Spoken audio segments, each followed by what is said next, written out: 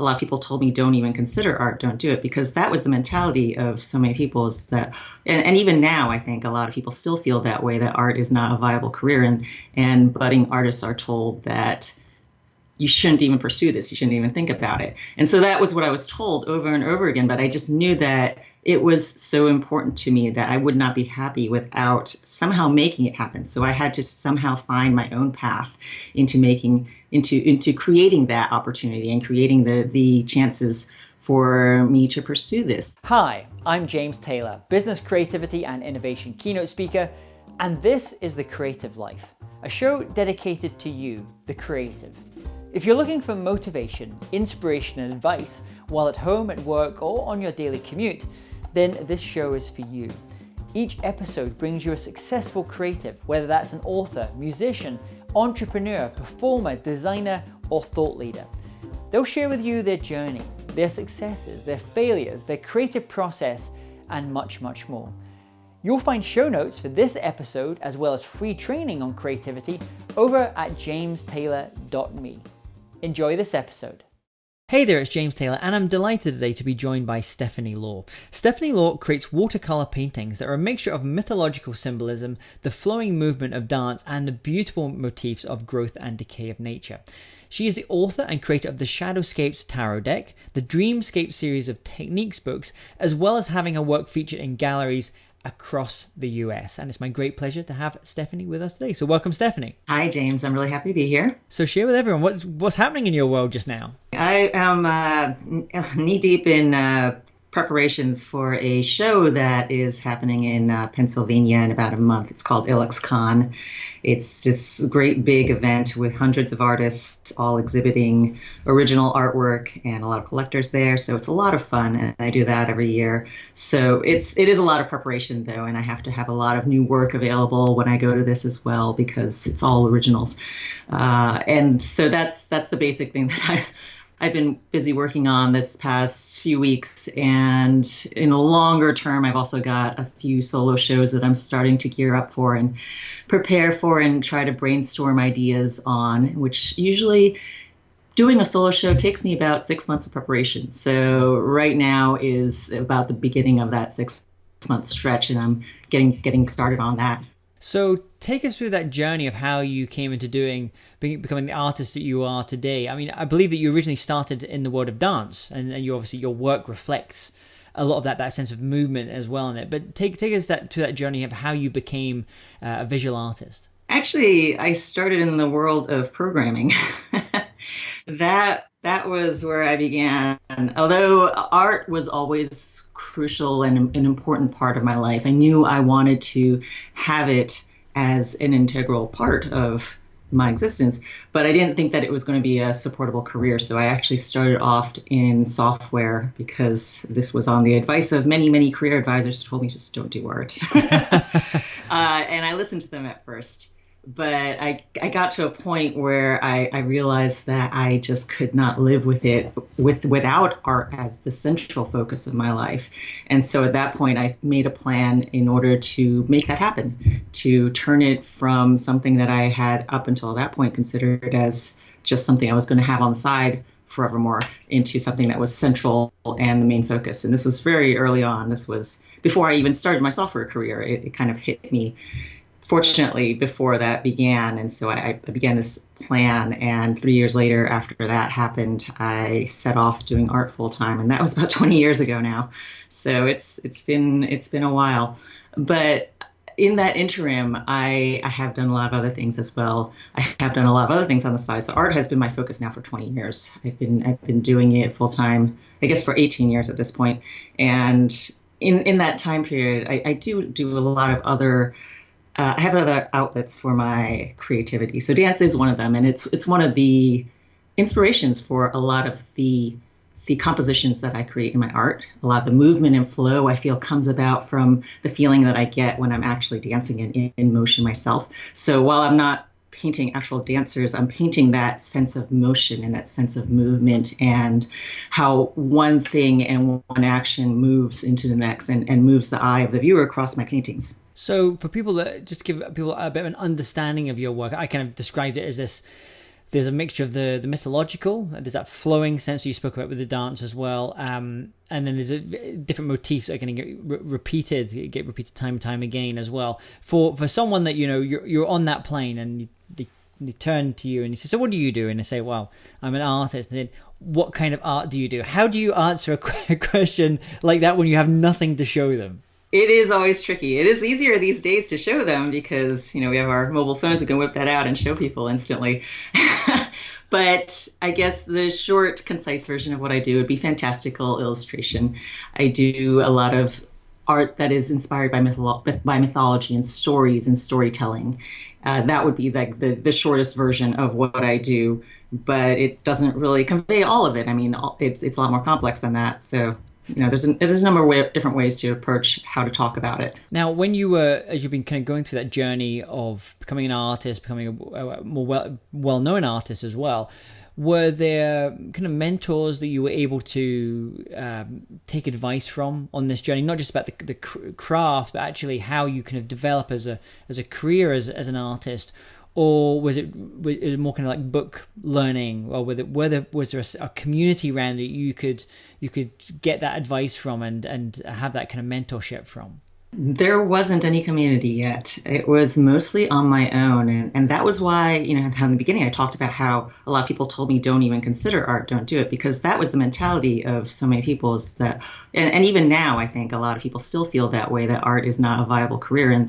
And budding artists are told that you shouldn't even pursue this. You shouldn't even think about it. And so that was what I was told over and over again. But I just knew that it was so important to me that I would not be happy without somehow making it happen. So I had to somehow find my own path into creating that opportunity and creating the chances for me to pursue this.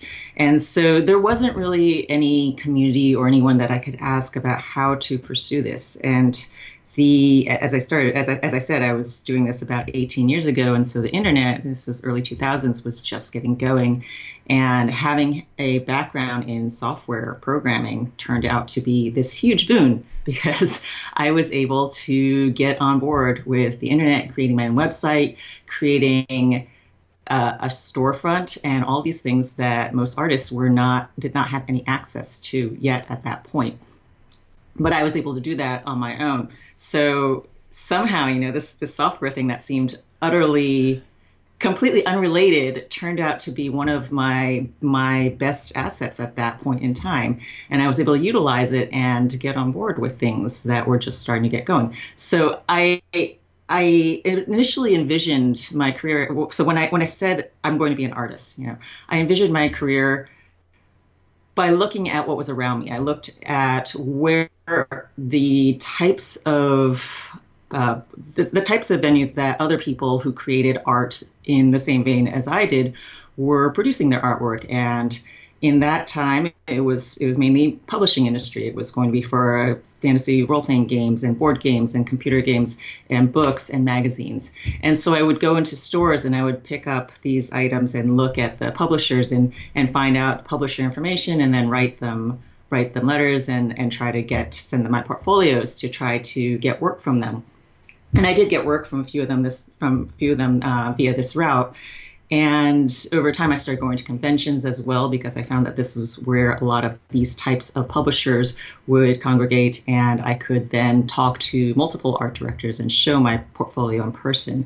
And so that was how I slowly started making my way into that. But meanwhile, I was also producing my work and showcasing it on my website, my budding little website, and people were responding to it. And I was really surprised to find this. And this was so the art director path, that was what I perceived as the accepted route. And this was what I saw as the available route to having a career in art. The completely unexpected one that sprang up, though, as I just took advantage of opportunities that came my way, was the internet and my website. And I found that people were responding to my personal work that I was putting up there, the work that I was just doing without any publishing purpose in mind, right? These were just pieces that I did because they were important to me. And I was putting them up there, and people started asking me if they could buy it. And so I started selling prints, selling originals, via that route. And slowly this started gaining momentum and growing. And I realized after some point that this was actually another viable route that had not even occurred to me, because it didn't exist before. It was something that I was just finding as I moved along and as opportunities came up and as chance happened. You just have to be open to taking advantage of these things as they occur with whatever skill sets you have, and making the most of them. And as you were building your platform with your site, you were also kind of building, I guess you would call them outposts. You're placing an outpost, like let's say YouTube, for example. So you were starting to show not just your work, but show your process that you were going through as an artist as well in order to create that work. Yeah, that came along a little bit later as social media started gathering, and all these other outlets. So my website, Shadowscapes, has always been kind of the center, the command center, I guess, of everything, right? That's where everything points back to. All these satellite social media platforms and other places that I produce and sell my work, whether it was Etsy or eBay, all of these would eventually point back into Shadowscapes, and it all funnels through there so that I have kind of this central presence.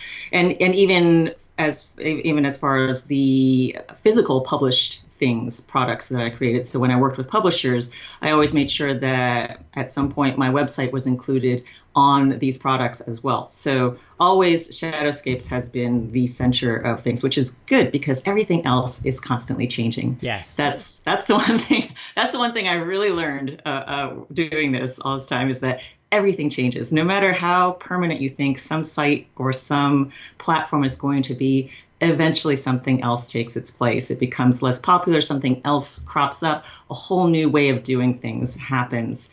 First it was these forums, these art forums that people were posting on and sharing their work and congregating on. And then social media happened, which did away with all the forums, and then all the forums became obsolete. They became places, no one was looking, no one was posting.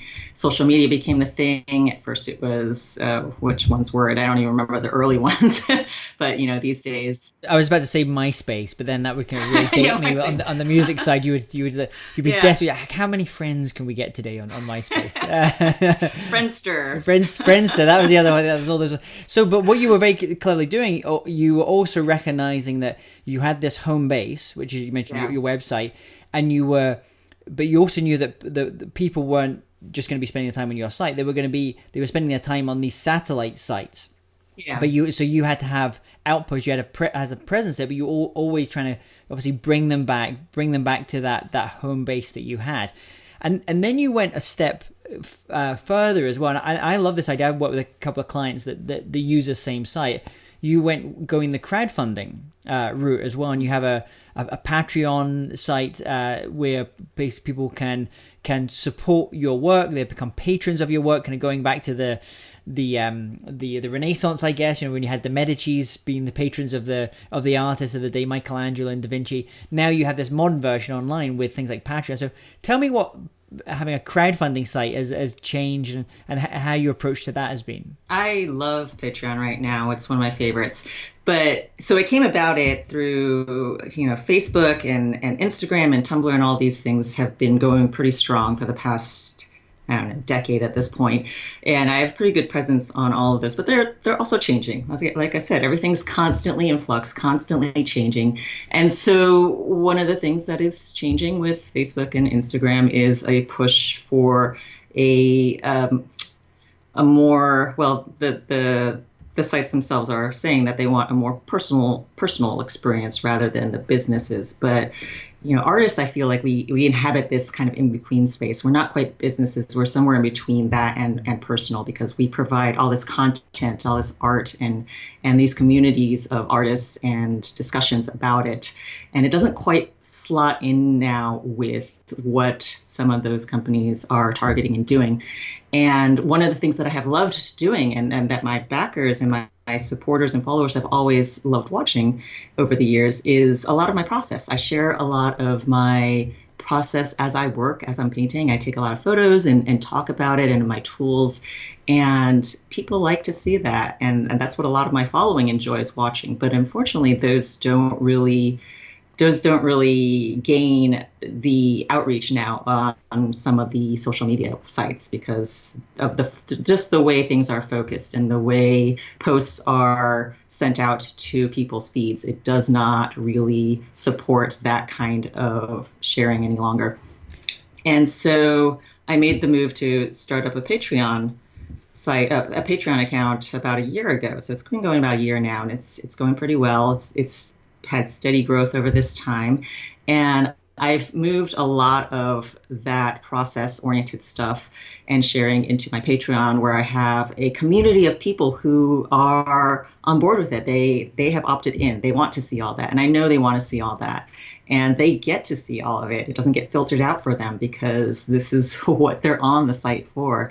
So it's great. And there's a lot of community building as well, because there's like this there's a chat interface that's also integrated into the Patreon so that people can come in and discuss, and it's sort of like a forum and sort of like a chat, and it's just great fun, and I love it. And the people there are so wonderful, and they're helping me support the creation of a lot of videos. This is another thing that I've been creating, so this attaches then to the YouTube. So all of these various sites, there's this network of all of them. And as I said, like my Shadowscapes is at the center of it, but all of these kind of link together and they all work off of each other. Yeah. So with the Facebook, with the social media, with the Facebook and Instagram, I have a lot of my finished work and just constant showing off of new and old work. And these funnel people over to, if they're interested then in my process, funnel them over to YouTube and Patreon, where they can see how that happens. And because the YouTube videos take a lot of effort to create, it takes a lot of time and effort on my part to actually have a camera in front of me as I'm painting, and then to do all the video editing and everything else that's involved. This is supported by the people on Patreon, and they are the ones that make that happen because they are helping to fund it, and they also get first look at everything, and they get a lot of other behind the scenes looks at what I do and what I create. And so it all works together in that way. I was watching one of the videos earlier. It was you were talking about doing the kind of dry watercolor. I don't know if that's the right expression. Dry brush. Dry brush. And I'm not a visual artist. I'm not a professional visual artist. I actually find it quite therapeutic to watch. Just watching the process, because you're seeing these movements going. You're explaining the process of taking and playing, and it almost feels. As I was watching, I was thinking about the rise of the cooking videos that have happened now. And I was thinking, there was that stat I remember seeing where people got really intimidated when you have a camera facing directly looking at the person that's making the food, and you can't really see exactly what's going on, but they're kind of throwing things in.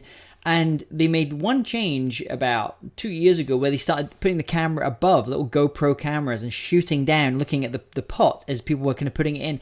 And suddenly thought, that doesn't look that complicated. I'm going to try that. I'm going to give that a shot as well. So as I was watching your video, I was thinking, and I've never done watercolors before, but I thought that actually looks quite good. You explained it really well, and you kind of got people into the process and how it works. Yeah, so I've done a lot of tutorial work, but prior to the YouTube era, it was in books. It was in book form. So I did a whole series of books. I did 4 books about spaced every 2 years apart for a while for impact books. Those are called Dreamscapes, and those were all watercolor technique type books.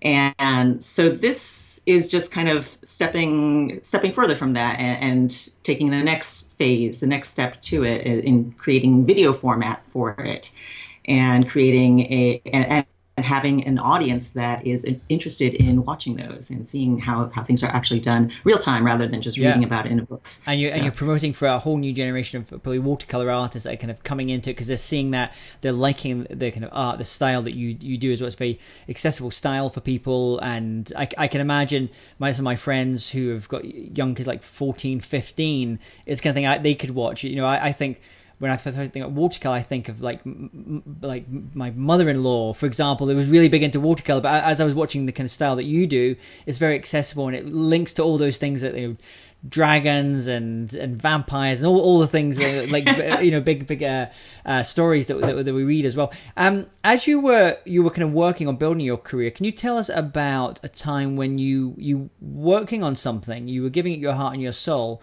but for whatever reason it just didn't work out like you'd hoped? And more importantly, what was the lesson that you took from that experience? Let's see. So about maybe 10 years ago, I was kind of feeling like I was a little bit in a rut. I wasn't quite sure. I wasn't unhappy with my art, but I was looking for something and I couldn't quite define it.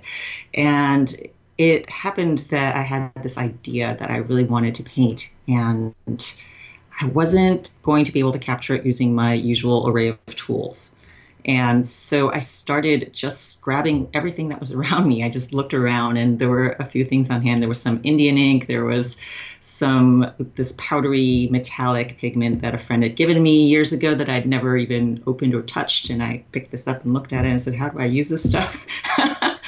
As well as some watercolor ground, which is this textured, it's like a gesso for watercolors. So it's very thick, gooey, goopy white stuff that you can use and build up texture if you want, or use it to paint on random surfaces like glass or canvas, and then you can paint watercolors on top of that.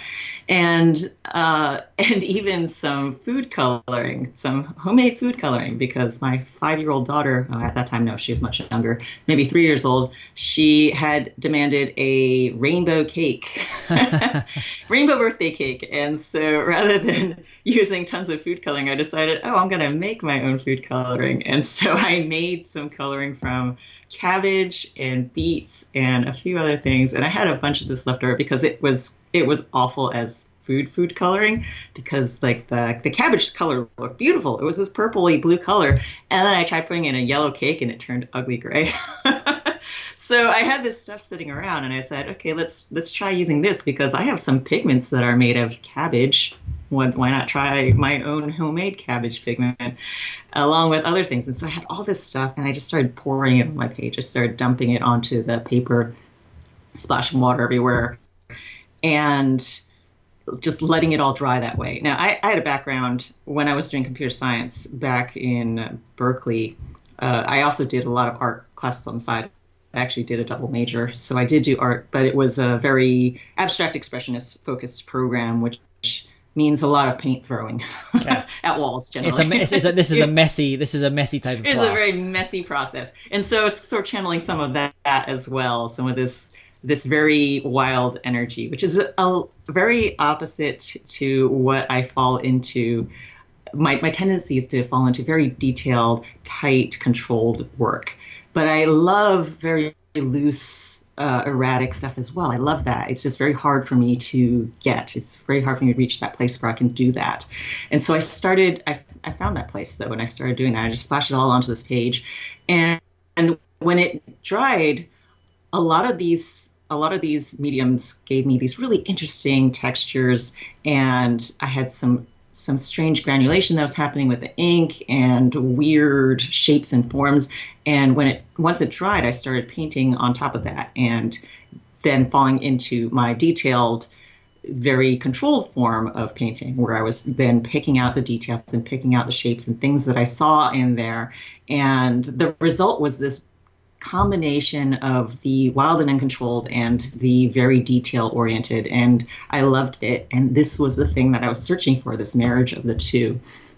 And so from there, I realized that what I needed to do was to play and explore my materials more, and to just step outside of the traditional bounds, because before then I was just very focused on watercolors, and I was sticking to a fairly traditional approach to watercolors, which was the transparency of watercolors. You never use white, never use black, and it's pure. It's a very purist form.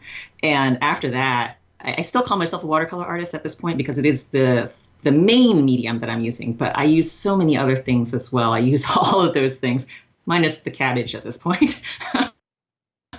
But, everything else.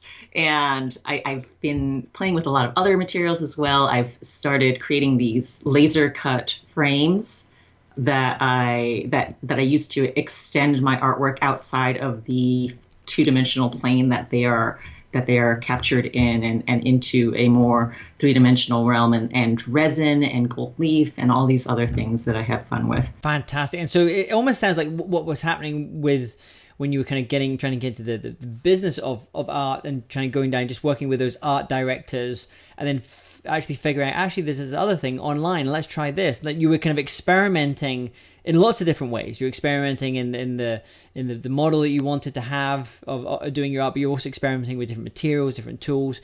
And as we talk about tools, I'd love to know if someone's interested in what tools do you use yourself. What are your kind of your key tools that that you have as an artist, that maybe even someone that might want to get into this kind of work that you do they should be thinking about getting? Paints and paper.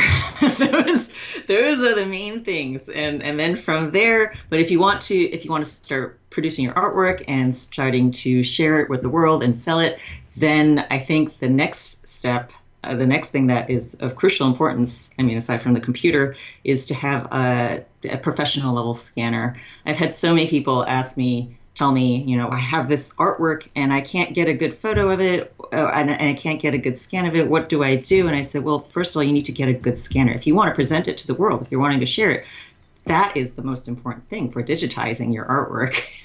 You can't share it with anyone else if you have just a little office type scanner that is only suitable for making essentially photocopies. A lot of the scanners that you see in the market, if they're not specifically targeted for art, what they are meant for is non-artists. Photocopies of the latest general report. So you're not going to get good quality scans of artwork from that type of hardware. And so that, I think, is one of the most important things once you make this decision that you want to start producing and sharing your artwork online, or even making reproductions of it, because that's also going to be the first step you do when you're going to make a reproduction. You have your physical piece of art, you need to scan it. And then from there, then you can then create your prints and everything else and all your product. If you were to recommend, if we think about books as well, if there was one book you were to recommend it could be on the craft of what you do, or even just the idea of how someone can really explore their creativity, develop their creativity, what would that book be? I can't think of anything right now off the top of my head along those lines. And if perhaps on your area, on the area that you do in watercolor, is there a book for someone that's been listening to you? That's obviously, we're going to have some links to your site as well. Like, I like that. I like that. What is a good introductory book that someone could maybe pick up about learning about how to get into this style of art? I've personally, I've never actually been one to look at books for those kinds of things. I like to just get out into the world and do it. I like to take my sketchbook out there. I mean, the best advice I would say is just to make a sketchbook and just go out in the world and do daily sketches. Look at the world around you, because that's where you're going to really get the inspiration for creating something, and not so much from looking at what other people have done, but just actually doing it and playing with the medium. Just the first step to learning how to use watercolors is just to learn how to be unafraid of them, because everyone picks up watercolors and say, this is terrifying because once I put it on the page, I can't erase it or do anything. With oils and acrylics, you can paint on top of it, and because it's opaque, and you can correct mistakes. This is the perception that a lot of people have, is that watercolors, you can't correct any mistakes, and so they freeze up on that. And I think what you need to do then is just take some paints, take some paper, take some paints, and just make a mess. Just do whatever. Let the paint flow and move on the page, and start to observe how it happens, how it interacts with the dry or wet areas of the paper. What happens when you drop wet paint into wet paint, and just to see and get into the medium and to really start to understand it first. Like, that is the first thing before even looking at books or anything else. I love that as well, because it's this idea that rather than suggesting a book with words or pictures in it, actually make your own book. The book should be an empty book. It should be a sketchbook. And don't be afraid of it. You don't have to say, like, this is going to be a perfect thing. It's not going to be perfect, because it's not going to be perfect for a long time.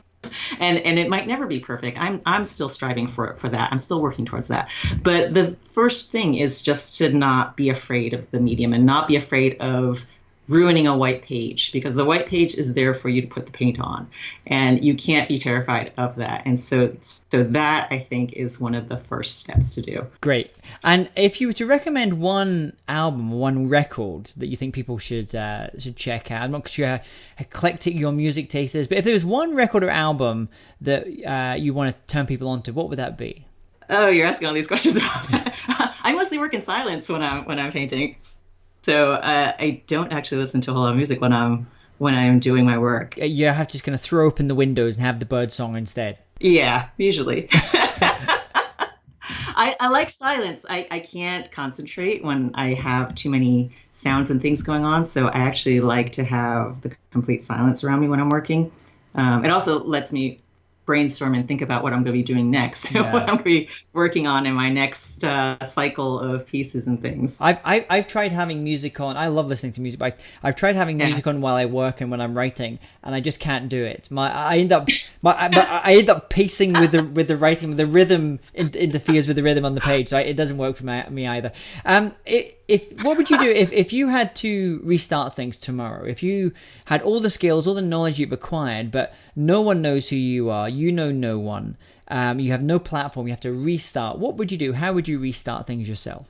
So first of all, I would start with the painting. I would just start creating and making, because that, without the artwork, you don't have anything else. But secondly, one of the things that I have learned is to trust myself and trust my instincts over the years. And this was something that I kept second guessing time and again.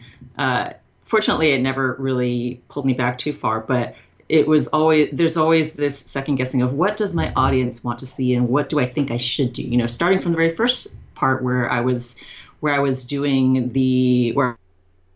on the path of illustration that I thought I should take versus just following my own voice, and not realizing that my own voice and what I have to say has its own impact to people, for people, that they're interested in that for itself alone. And I don't need to be trying to think about what do I think is going to sell or what do I think people want to see.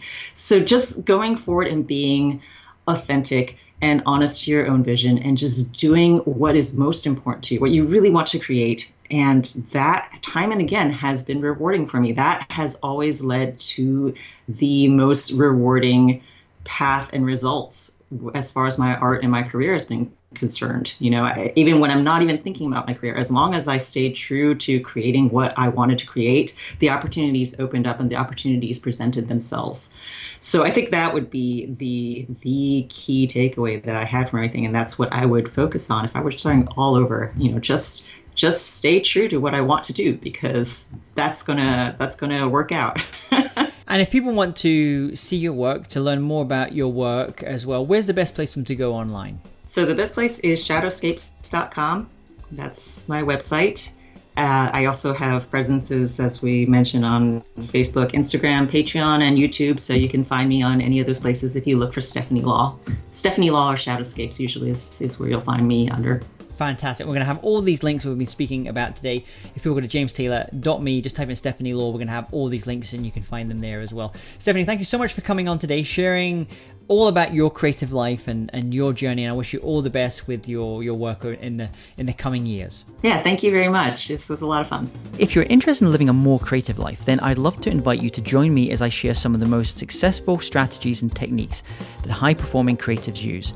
I put them all together in a free downloadable ebook that you can get by going to jamestaylor.me. That's jamestaylor.me to get your free downloadable ebook on creativity.